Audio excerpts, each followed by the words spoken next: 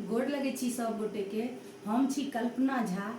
आई हम अपने लोकन के एक बहुत गर्वक बात बता रहल छी। हम आई अपन माँ के नानी गाँव एलहुँ हैं। एहिठाम एला के बाद मामी सबके देख कऽ हमरा एतेक मोन प्रसन्न अछि, एतेक मामी सभक स्नेह भेटल है जे हमरा मतलब हम भाव विभोर भेल छी।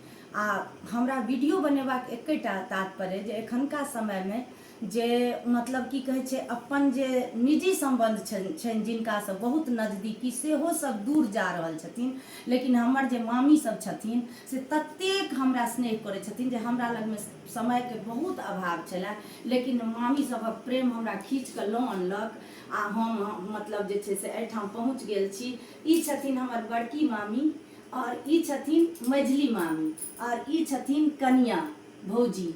तो मतलब जे छै से और एकटा मामी और छथिन जिनका एक संझा छियनि, ताहि दुआरे ओ कनि ओहिमे व्यस्त भऽ गेलखिन तैं नहीं एलखिन हैं।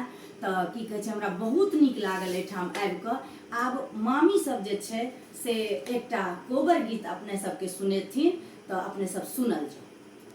कारी कोयलिया